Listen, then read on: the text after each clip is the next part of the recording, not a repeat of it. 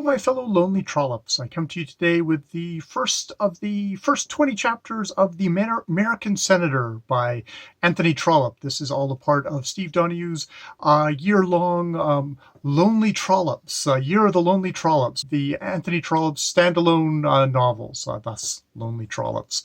So yes, we're doing The American Senator, 1875. This was a little bit of a slog to get into for me.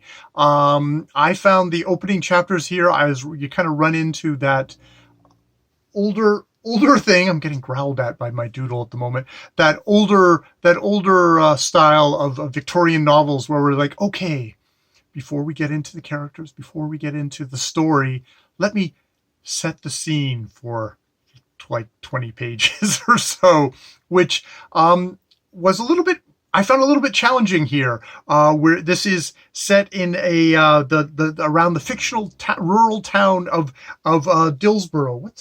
What's up? Is getting her delusions of Fridahood. It's like, oh, I got to be in the Penguin Classics tag, and thus I should get a little makeout session at the beginning of all videos now, which would be a dangerous, very, very dangerous precedent to see. Can we be done? All right. Okay, we're going to be done. All right. Yeah, she wants out. Okay. The video. So yes, this is set in the fictional town of Dillsborough, which the narrator starts off by saying, like, why would anyone want to live here? It's really, really average. It doesn't have any distinguishing features. It's just a rural town, which is an interesting way to start out your novel of, here, let me tell you about the place to start out with, because it's so gripping. No, it's so just a rural English town. And, while that might be delightfully picturesque, and if you're a colonial commoner like me, you might go, oh, wow, I'd like to go and visit and take pictures. Not much, I wouldn't really. And then we start getting into the families. And I found there's a couple of Mortons. There's a Reginald Morton, and there's a John Morton, and Reginald Morton is the one who actually has a connection to the titular American senator. John Morton is sort of more of the kind of the landed family of the area and kind of owns property and lives there. And so I had trouble kind of keeping those two separate. And then there's all Trollope just sort of layers on the characters after characters in the beginning of this thing. I found actually I got to the end of the 20 chapters and was like, okay, I'm going to talk about this in a video. I went back and I went through those first couple of chapters, and they made a little bit more sense after having gotten up to chapter 20. It's like, okay, these are all the people and this is all their relations. And oh yeah, there's two Mortons. So we were talking about that guy and then we were talking about this guy. So I don't know if that's just my concentration levels or just it was one of these things of it demands these older style books. They demand a different level of kind of attention. And I think as a modern reader, I'm sort of used to like, oh, okay, we're gonna just jump right into the story and we're gonna get introduced to the characters as we go along, and we'll get the backstory kind of seamlessly weaved in. It's like, no, Victorian novel. We can have this beautiful exposition, which can have its own charm, and you can get its own sarcasm. Like, at the beginning, the narrator going, why would anyone want to live here kind of thing at the beginning of this novel, in that kind of very kind of cutting but affectionate way that Trollope has. It's got its own joys, but it was just a little bit, oh, okay, I got to get through this. So yeah, there's that opening chapters, the opening chapters of the stuff. Trollope is also, he's really into his fox hunting, and you do get the sense that he's actually a pro fox hunt guy, and he loves like, oh, the hunt, and it's great sport, and I feel much more like the titular American senator of this book going, why are you guys doing this? This seems like a real waste. Yeah, this is just terrible. Well, couldn't you guys be spending your time, more properly? And if you're going to hunt, like, hunt for food. Like, don't hunt for one poor little fox, like all, 50 of you guys with your 1,000 hounds just for one little fox. It's just like, what's going on here? So the American senator is an asshole. Which, I mean, it is an American it is an American type to be an asshole, just like you can be a smug, self-superior Englishman. Speaking as a Canadian, I feel like I can speak with great authority I live above many kind of asshole, loud boisterous Americans who are always asking awkward questions and pointing stuff out. But I also have my mother was English and my father was Scottish, and I got to meet relatives who really looked down upon me as this colonial. What's the most common of colonial commoners? A Canadian. But yeah, so he's definitely an annoying asshole in these opening chapters.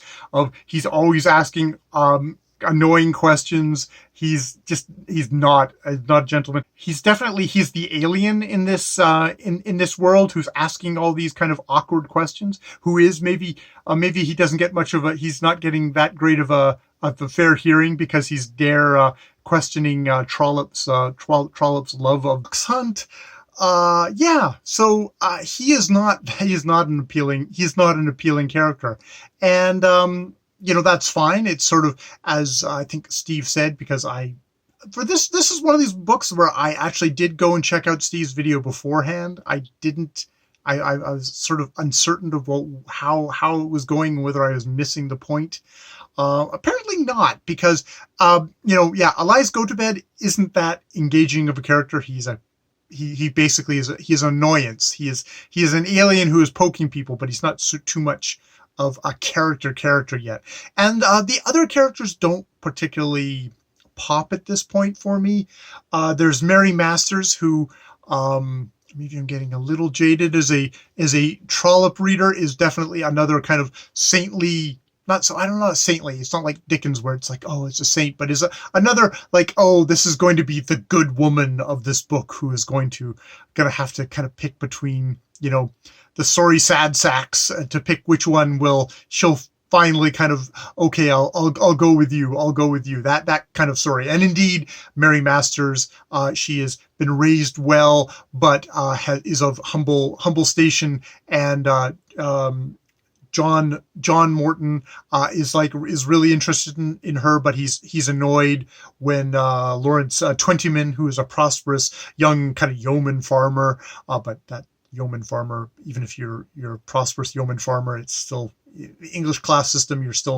You're not a gentleman, and he's annoyed when he kind of shows his affections for her and she doesn't immediately send him away. And so we're going to have that kind of scene, we can have that push pull throughout the novel of, oh, they don't know that they're both crazy about each other, and sort of that kind of thing. So the Trollope likes his little love triangles, even if maybe it's not a full love triangle at this point, at least.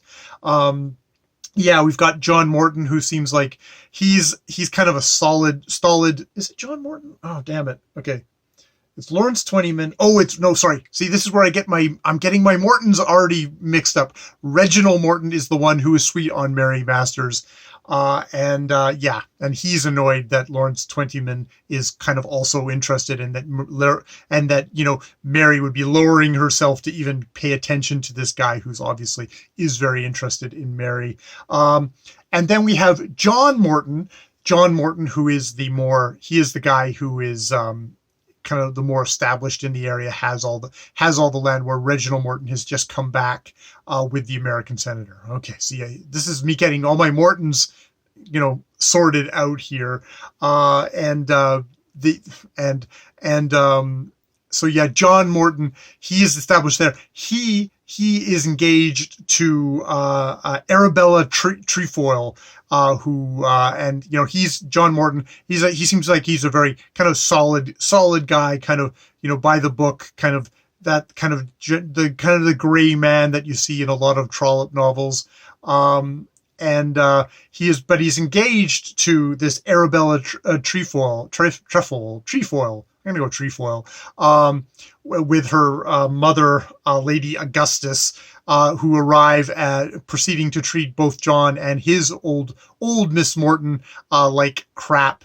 They are basically they're living off their avails in a way. They go from place to place, kind of sponging up hospitality wherever they go, so they don't have to, because they don't have really any of their own means. She is Arabella is looking for the best marriage she can get. She is miserable because the best she can get is John Morton, who, while being a kind of a large fish in a no, but kind of a medium fish in a small pond, is a big letdown for her. But the beauty in which she prided herself was the grace of her motion. Though she was tall and big, she never allowed an awkward movement to escape her. She certainly did it very well. No young woman could walk across an archery ground with a finer step, or manage a train with more perfect ease, or sit upon her horse with a more complete look of being at home there. No doubt she was slow, but though slow, she never seemed to drag. Now she was, after a certain fashion, engaged to marry John Morton, and perhaps she was one of the most unhappiest young persons in England. She would have been content with such a rank as accorded to the ministers at the courts at which they are employed. The fall would be great from what she had once expected, and therefore she was miserable.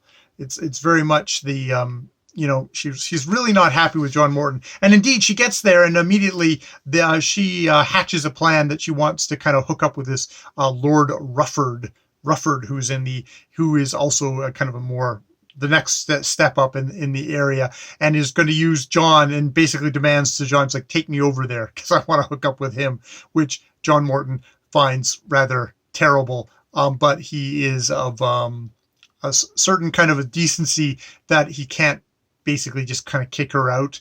So in some ways he's going to take her there, and that's how we get left there. Now, the one thing I have to say about Arabella is Arabella of these characters does pop. It's like, oh, okay, this is someone who I could probably, you're going to love to hate, or is going to is going to do interesting stuff in this novel. Well, the rest seems a little subdued and a little bit like, okay, she's the troublemaker that's going to stir things up in this community. So I'm looking forward to that. Perhaps I'm not paying it enough attention yet.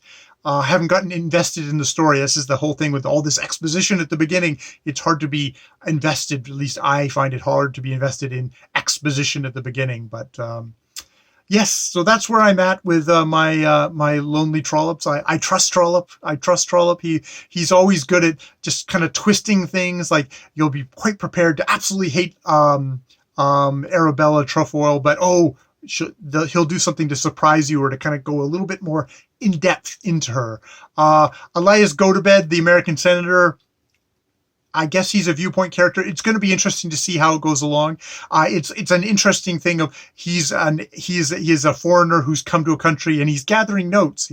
A lot of the time he's gathering notes. He goes off to find this guy who might be guilty of vulpicide, which this is one of these, if we have a little Sean the Book Maniac moment of, in other words, vulpicide means the murder of a fox without hounds, because you would have to have a word about the murder of a fox without hounds, because honorable good fox hunting is not murder. It's not vulpicide. Vulpicide is when you kill a fox without a hound. Now, I also was listening to this on LibriVox, and I thought the narrator said vulvicide, which would have been, whoa, I know that would have been a surprise in the thing if there'd been vulvicide in the middle of a Trollope novel.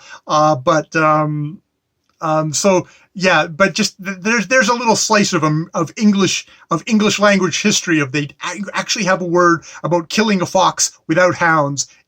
That is see, I want to say vulvicide now, vulpicide. I thank you, Trollope, for that. That was a little education there, and I do feel like the American senator going, oh, I should really make a note of that. That's very interesting. Why the hell do you guys have a word that's just for killing a fox without hounds? That's terrible. All right. On that really rambly note, more videos later.